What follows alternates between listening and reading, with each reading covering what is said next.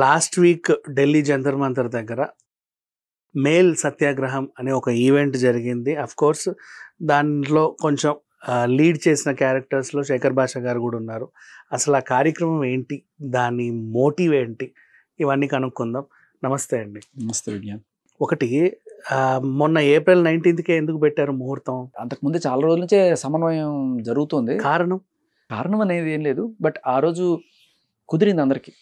ఒక across India దాదాపు ఒక 90 NGOs, అందులో భార్యాబాధితుల సంఘాలు ఉన్నాయి, సేవ్ మెన్ ఫౌండేషన్స్ ఉన్నాయి, ఇలా చాలామంది తమిళనాడు, ఆంధ్ర, కేరళ ఇలా అందరూ కలిసి ఒక డేట్ అనుకున్నారు. సో ఆ డేట్ను మొన్న ఈ ఎస్పెషల్లీ అతుల్ సుభాష్ వాళ్ళ బ్రదర్ ఎవరైతే ఉన్నారో ఆయన ఈ కోఆర్డినేషన్ అంతా చేశాడు. సో భారీ ఎత్తున ఢిల్లీ నడిబొడ్డులో జంతర్ మంతర్లో, ఆ పార్క్ పక్కనే ధర్నా చౌక్లా ఉంటుంది, అక్కడ పెట్టారు. ఢిల్లీ దద్దరిల్లిపోయే రేంజ్లో మొత్తం మన మీడియా వాళ్ళందరూ వచ్చారు, మన తెలుగు మీడియా, ఢిల్లీ బ్యూరో వాళ్ళందరూ వచ్చారు. సో గట్టిగా జరిగింది. మెన్స్ కమిషన్ రావాలి, బేసికలీ మెన్స్ కమిషన్ రావాలి, హీ టీమ్స్ రావాలి. మనం ఒక్కరు గట్టిగా డిమాండ్ చేసాం. మెన్స్ కమిషన్ కోసం పురుష ఆయోగ్ అంటారు హిందీలో దాన్ని, మాట్లాడుతున్నాయి.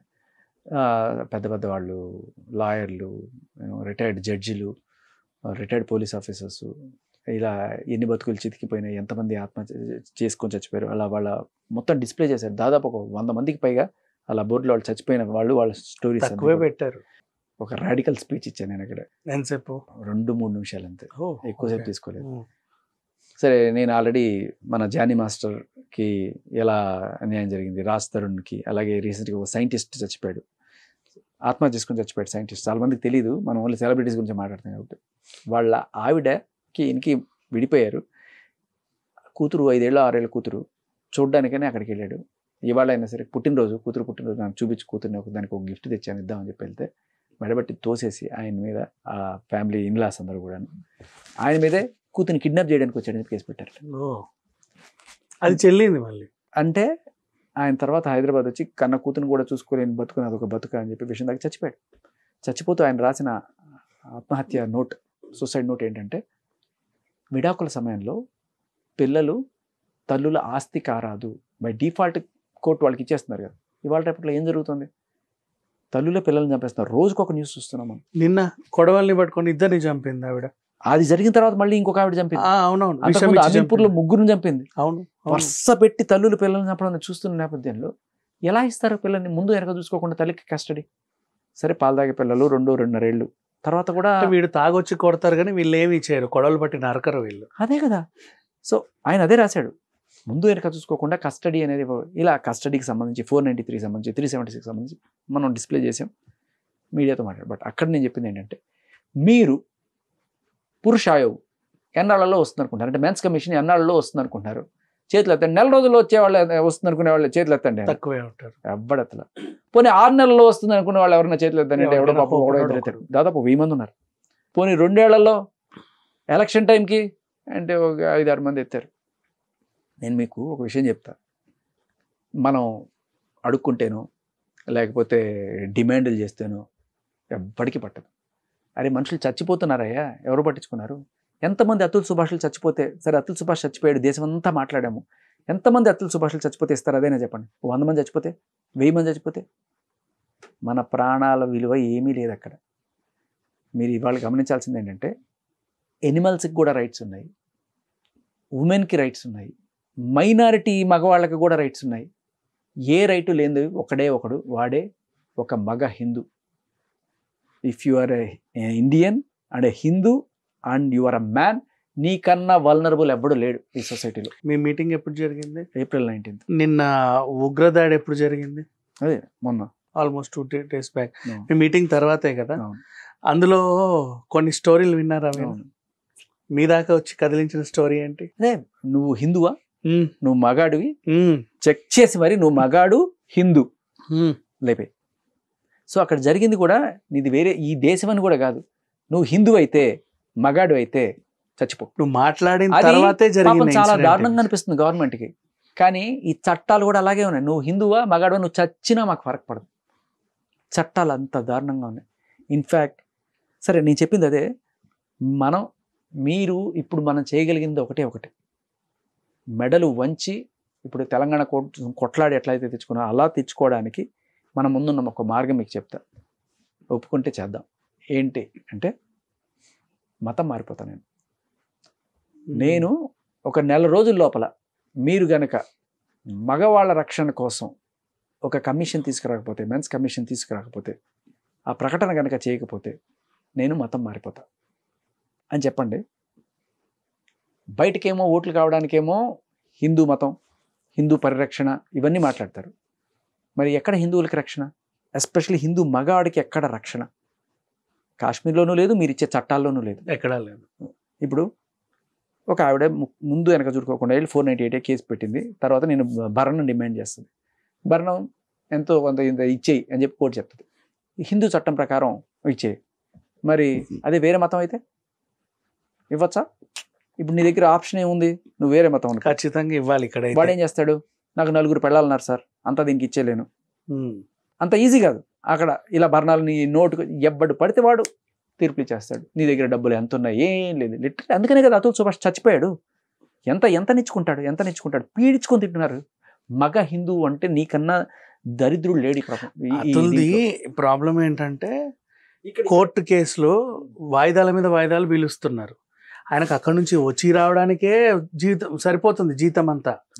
మళ్ళీ ఈమె ఇంత అడగడం. జడ్జి కూడా అట మగాడు అయితే కట్టు అంతే, నువ్వు మగాడివి, అందులో నువ్వు హిందూ అయితే నీకు అసలు ఏ రకమైన రక్షణ లేదు మన దేశంలో.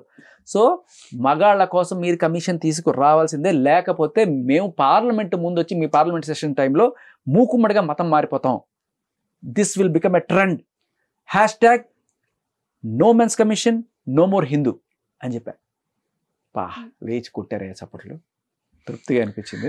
భాష శేఖర్ అయ్యి కావాలనే శేఖర్లందరినీ భాషలుగా మార్చడానికి ఈ ఉద్యమం తెచ్చాడు అని ఒక ఎలిగేషన్ పాస్ అయితే ఏంటి?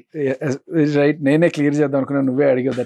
అందరికీ ఏ రోజు కూడా నా మతం ఏంటి, నా కులం ఏంటి చెప్పుకోవాలనేది లేదు. ఎందుకంటే నేను ఒక ఆదర్శంగా బతకాలనుకున్నాను. బట్ ఒక మంచి కాజ్ కోసం పనిచేస్తున్నప్పుడు తప్పక చెప్పాల్సి వస్తుంది కాబట్టి చెప్తున్నాను. ఆమె హిందూ, ఆమె బ్రాహ్మణ్. నాకు తెలుసు, ఎందుకంటే నీకు అసలు పేరెంట్కల భాష ఉన్నా నీకు హిందీ రాదు. కరెక్ట్, నాకు తెలుసు. అంటే ఎంతమందికి తెలుసో నాకు తెలియదు. ఇంకొకటి కూడా చెప్పాలంటే, మీరు బిగ్ బాస్ లో కూడా చూస్తే మీకు కరెక్ట్గా ఆన్సర్ దొరుకుతుంది. తెలుగు భాష కానీ ఇంకో భాష అంటే శేఖర్ భాష. ఇది యాక్చువల్గా భాషని నేను ఆడుకుంటాను రకరకాలుగా, దాన్ని ట్విస్ట్ చేసి రకరకాలుగా ఆడుకుంటా. ఆ భాష తప్ప మన వాళ్ళు ఎవరు కూడా ఒత్తులు పెట్టరు కదా, దీపావళికి వెలిగించేస్తారు అన్ని ఒత్తులు. ఆ రకంగా శేఖర్ భాష కాస్త, అసలు ఇంకోటి కూడా చెప్తా, శేఖర్ భాష ఈ భాష డిఫరెంట్ ఉంటుంది, ట్విస్టెడ్గా ఉంటుంది కాబట్టి పెట్టుకునేది. కాకపోతే ఎవరు కూడా మన హైదరాబాద్లో శేఖర్ అని పిలవరు. శేఖర్ ఖాకి ఒత్తు ఖా, అందరూ శేఖర్. సరేరా బాబు అలాగే అనుకుంటున్నా, పటేకర్ లాగా శేఖర్ భాష. ఓకే, మనకి అలా నేను ఎంత చెప్పినా షేర్ ఖర్ భాష కరెక్ట్ అవుతుంది. తెలుసు, శివ కాదు, శివ శనివారం. సో మనకి అలా అయిపోయినప్పుడు మనం ఇప్పుడు జనాలందరినీ నేను మార్చలేను. సరే రా బాబు అలాగే పిలుచుకోండి రా. ఇప్పుడు రేపు సెర్చ్ చేసేటప్పుడు కూడా వాడు ఏం సెర్చ్ చేస్తాడు? ఏదో పిలుస్తున్నావుగా. కాదు, పాయింట్ ఏంటంటే గూగుల్లో సెర్చ్ కొడతారు శేఖర్ భాష అని సెర్చ్ కొడతారు. కొట్టినప్పుడు వాడికి ఇక్కడ వస్తుందని ఇక్కడ లేదని అన్ని స్పెల్లింగ్లు కరెక్ట్గా కొట్టాడు కదా. సో జనాలు ఏదైతే అనుకుంటున్నారో ఆ పేరే మనం పెట్టుకోకపోతే రేపు మన సెర్చ్లో దొరకం, రిజల్ట్ కరెక్ట్గా ఉండవు. కాబట్టి సరేరా బాబు నేను శేఖర్నే, శేఖర్ కాదు శేఖర్ అన్నది శేఖర్నే, ఆ భాష కాదు భాషనే అనుకోండి, శేఖర్ భాష. ఆ భాష అనేది ఇంకొకసారి చెప్పు. భాష, తెలుగు భాష లాగా శేఖర్ భాష.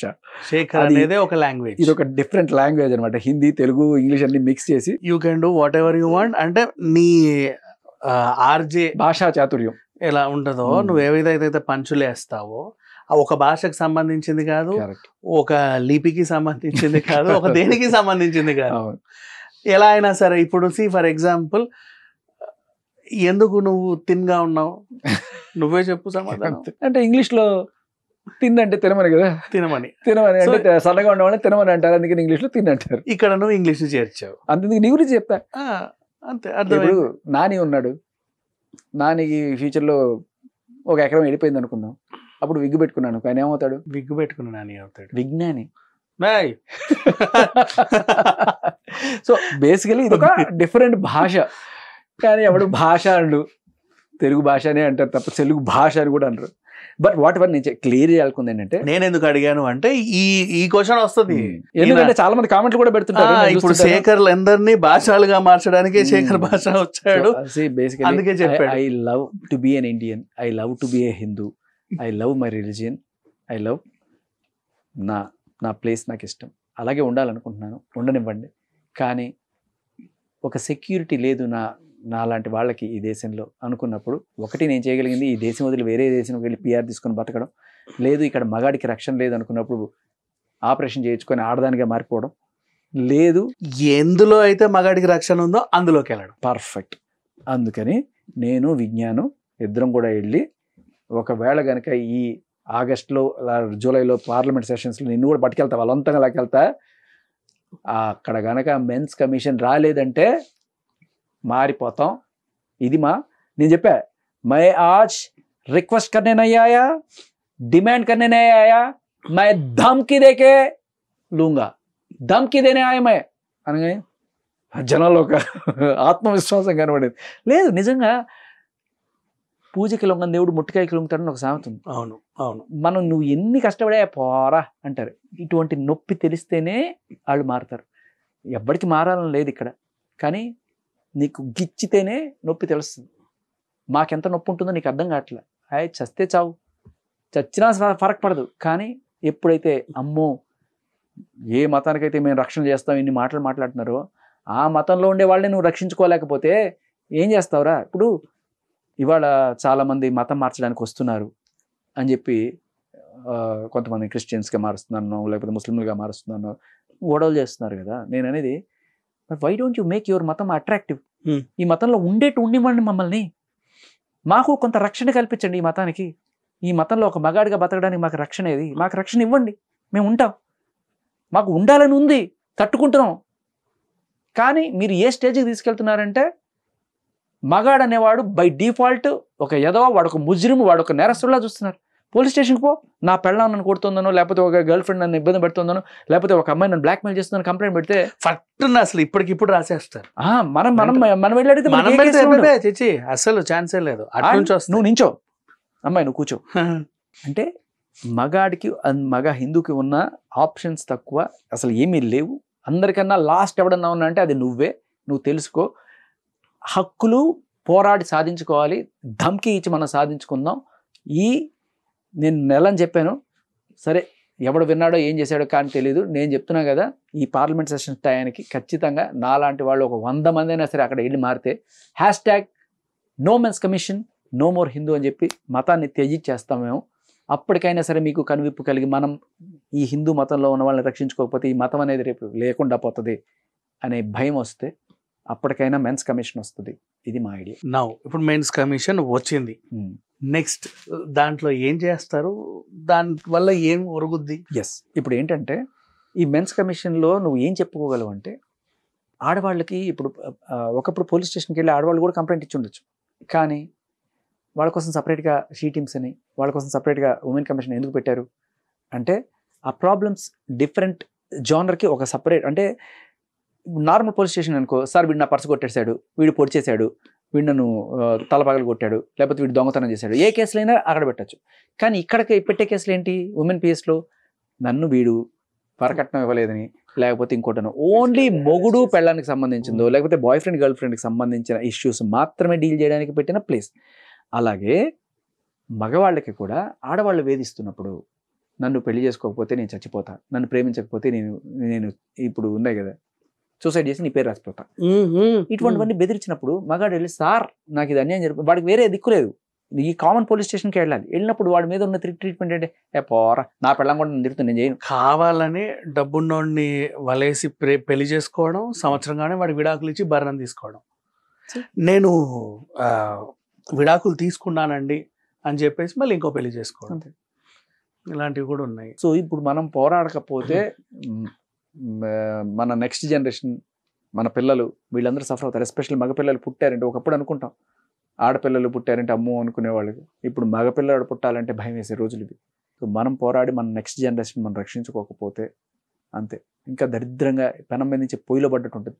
ఇప్పుడు చెప్పిన ఐపీసీ నుంచి బిఎన్ఎస్కి మారాం కదా, భారతీయ న్యాయ సంహిత అని చెప్పి.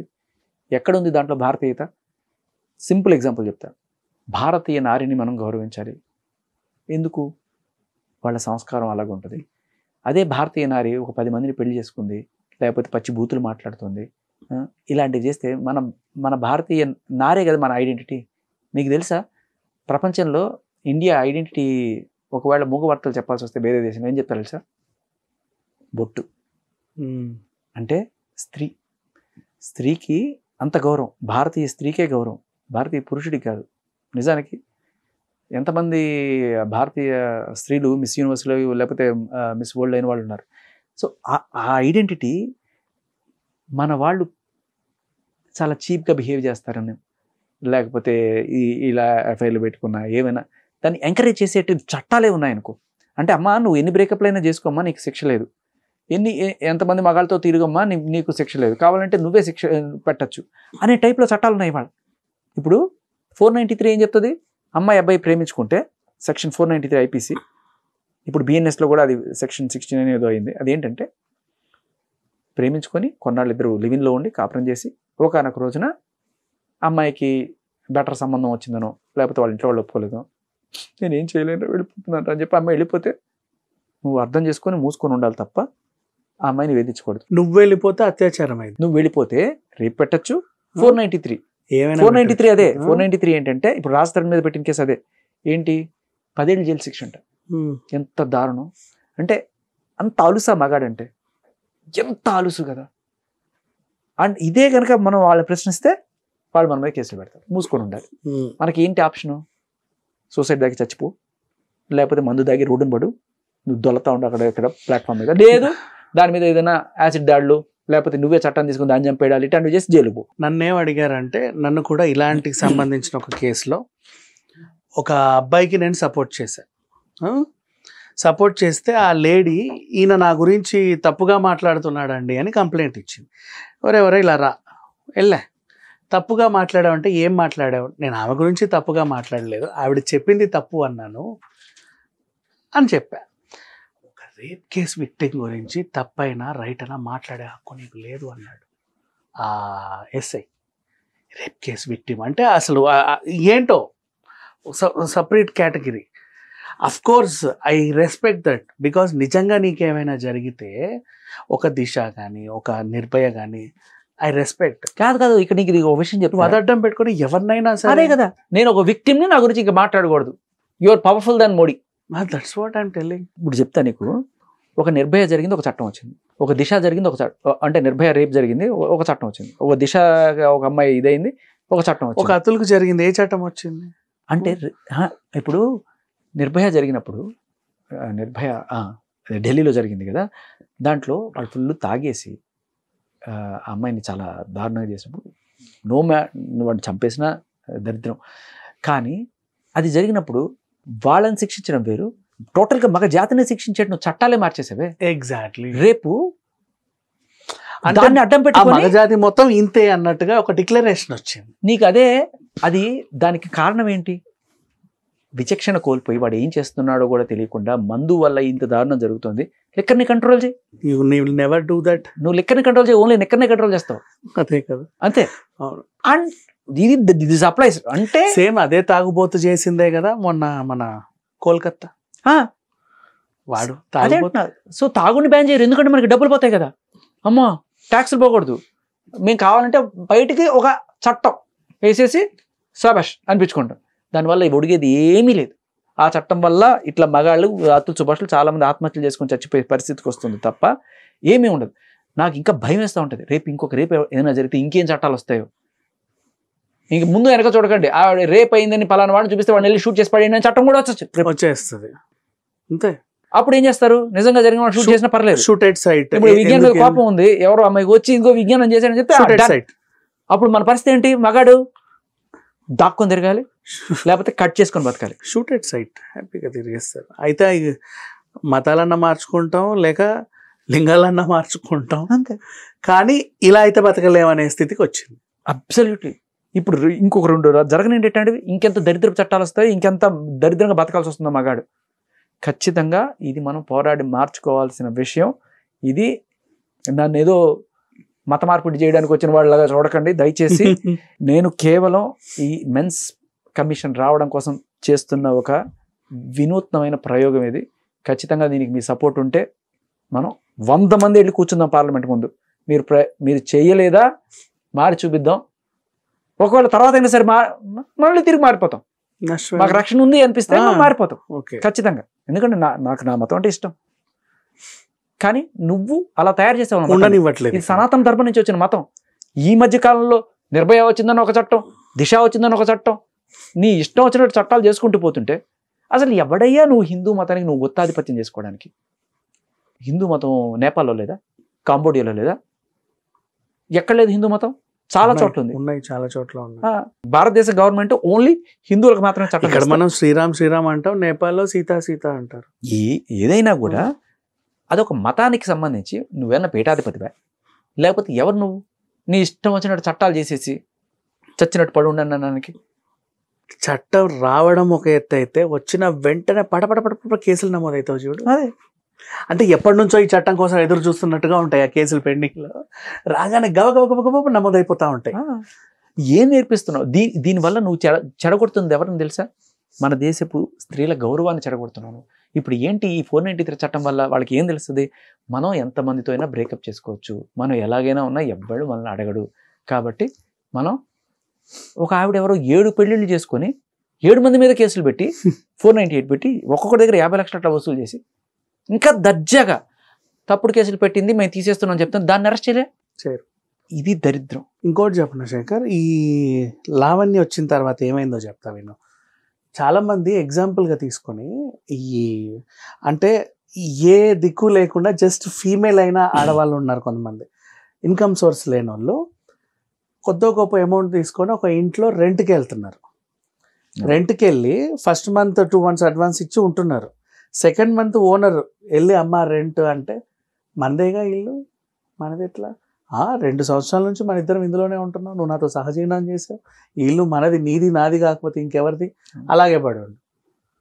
ఇట్లా అంటున్నారు. బ్లాక్మెయిల్స్ కూడా చాలా అవుతున్నాయి, కొత్త కేసులు. నేను ఒక 4-5 కేసులు విన్నా. వాటికి మూలం కూడా ఈ పిల్లే యాక్చువల్గా. అంటే ఇలాంటి ఒకటొకటి జరుగుతూ ఉంటే ఇంకా ఎన్నెన్నెన్నో బయటకు వస్తాను. వీళ్ళని చూసి నేర్చుకుంటున్నారు కొత్త వాళ్ళు. అమీర్పేట హాస్టల్లో ఉంటున్నారు. ఉండేసి ఏం చేస్తున్నారంటే కొంచెం పనులకి ఇస్తే చాలు బండెక్కి కూర్చుంటున్నారు. ఆ తర్వాత వాళ్ళకి కావాల్సిన తిరుగుళ్ళన్నీ తిరుగుతున్నారు, దోచుకోవాల్సినవన్నీ దోచుకుంటున్నారు. లాస్ట్కి వీళ్ళతో పాటు మనం కలిసి ఉందాం. కొంతమందికి ఓన్ హౌసెస్ ఉన్న వాళ్ళని ఎక్కువ సెలెక్ట్ చేసుకుంటున్నారు. మన ఓన్ హౌసెస్ ఉన్న వాళ్ళని, అంటే ఇక్కడ లేకుండా ఊర్లో ఉన్న కొన్ని రోజులు వీళ్ళు కలిసి ఉండాలి. దానికి కోలివింగ్ హాస్టల్స్ కూడా వచ్చాయి మనకి. అయితే అక్కడికి వెళ్ళి ప్రూఫ్ చూడు, ఈ హాస్టల్లో సీసీటీవీ చెక్ చేసుకో కావాలంటే, ఈ రూమ్లో మేమిద్దరం సహజీవనం చేసాము కొన్నాళ్ళు. సో నన్ను పెళ్లి చేసుకుంటానని మోసం చేశాడు. ఇప్పుడైనా వీడికి సంబంధించిన ఆస్తిలో నాకు కూడా వాటా.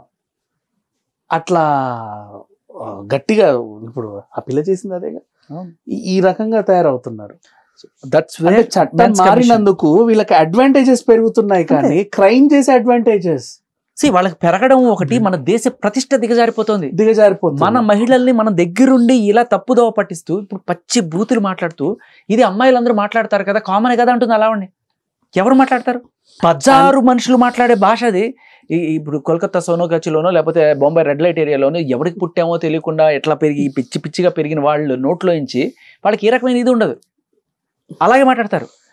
అటువంటి భాష మాట్లాడుతూ అమ్మాయిలందరూ ఇవాళ రేపట్లో నార్మల్గా మాట్లాడుతున్నారు కదా అని మాట్లాడడం.